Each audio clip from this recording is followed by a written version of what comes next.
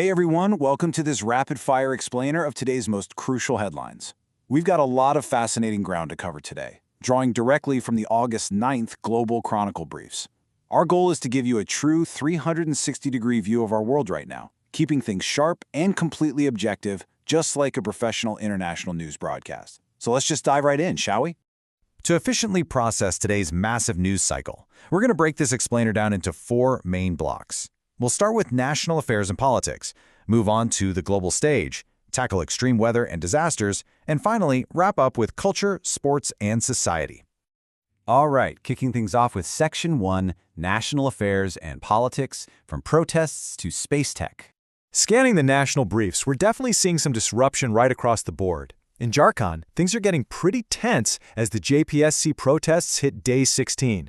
Students are out there demanding the cancellation of the 14th JPSC exam and pushing for a CBI probe, which actually prompted Chief Minister Hemant Soren to step up and publicly state that the government is, quote, committed to justice. Meanwhile, up in the air, it's been a rough 24 hours for aviation. We had a trainer aircraft crash near the Barmati airstrip, luckily no casualties there at all, but in a totally separate incident, an Air India captain flying from Phuket to Delhi had to be sent for confirmatory testing because a preliminary dope test actually came back not negative.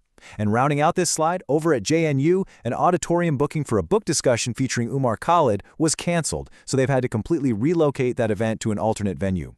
800. Now that is a massive number, and it represents an absolute game-changer for Indian space tech. Bangalore-based Astrobase literally just launched Everest, which is India's first private 800 kilonewton FFSC LOX methane engine. To really put the magnitude of that into perspective, pulling this off makes India only the fourth country in the entire world to have this highly advanced stage combustion technology. Coming back down to earth for a minute, we're watching a really stark clash unfold over the women's reservation timeline.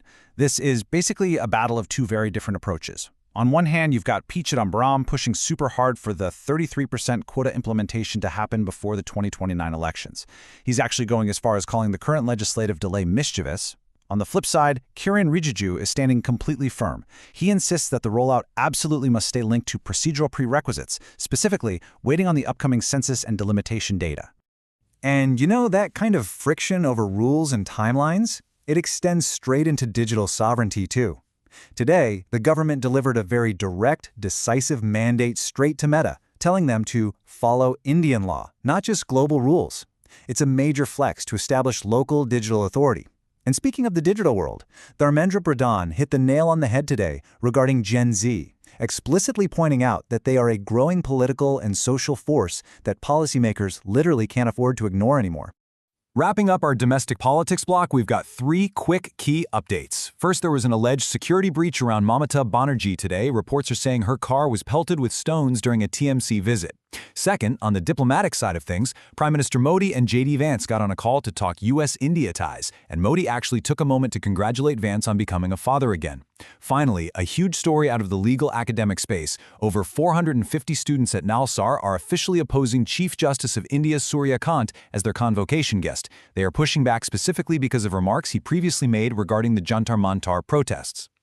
All right, moving right along to Section 2, the global stage. We're looking at geopolitics, conflict, and justice.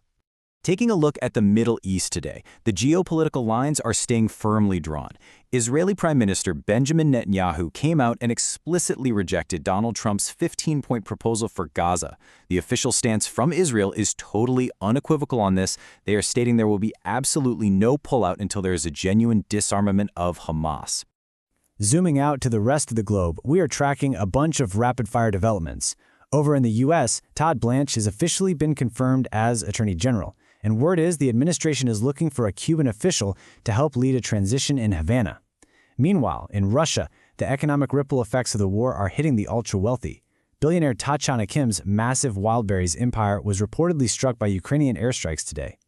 And ending this block on international justice, a critical breakthrough happened in Toronto, where Canadian authorities have arrested Abdul Ghaffori in connection with the murder of Himanshi Khurana. Tomorrow is also shaping up to be a huge day for regional diplomacy. Nepal's Prime Minister Balendra Shah is gearing up for a very delicate balancing act, with meetings scheduled with both Indian and Chinese envoys on August 10th.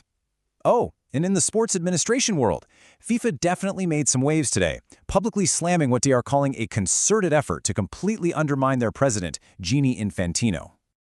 Okay, let's shift gears now to Section 3, Extreme Weather and Disasters. Basically, a planet on edge. 127 millimeters. To put that into perspective, that is an absolute deluge of rain that has just hammered Delhi NCR in only the first 7 days of August. It's the wettest start to August the region has seen in years. And as you can imagine, it is causing some really widespread, highly disruptive flooding for the locals there.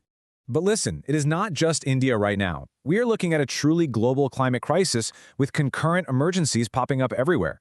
In British Columbia, Canada, more than 18,000 people have been forced to evacuate because the Bald Range wildfire has just ripped through 23,000 acres. Then you look at Europe, and France is currently fighting its absolute worst wildfire since World War II. Looking east, China had to issue a red alert because Typhoon Dolphin is slamming into its east coast. And then back in India, the Union Territories are dealing with this crazy paradox. They're getting hit by fierce, destructive cloudbursts and intense, short rains, despite being in an overall rain deficit. It's wild. Let's take a breath and move into Section 4, Culture, Sports, and Society. We've got entertainment, some big milestones, and honestly, some much-needed good news.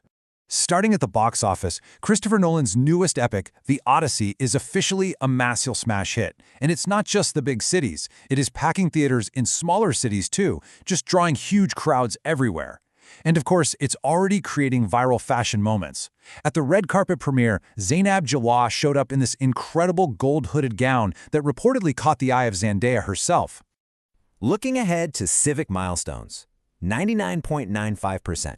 Just think about that for a second. That is the unbelievable punctuality rate that the Delhi Metro is officially projecting for the year 2026. If they hit that metric, and they're on track to, it's going to firmly secure their spot among the top 5 most reliable public transit systems on the planet. We are going to wrap today's rundown with 3 final updates. First up, some awesome infrastructure news for the 2027 Cricket World Cup. They've officially locked in 12 venues across South Africa, Zimbabwe, and Namibia. And yes, that includes a highly anticipated brand new international stadium at Victoria Falls. Second, some really great philanthropy from the comedy scene.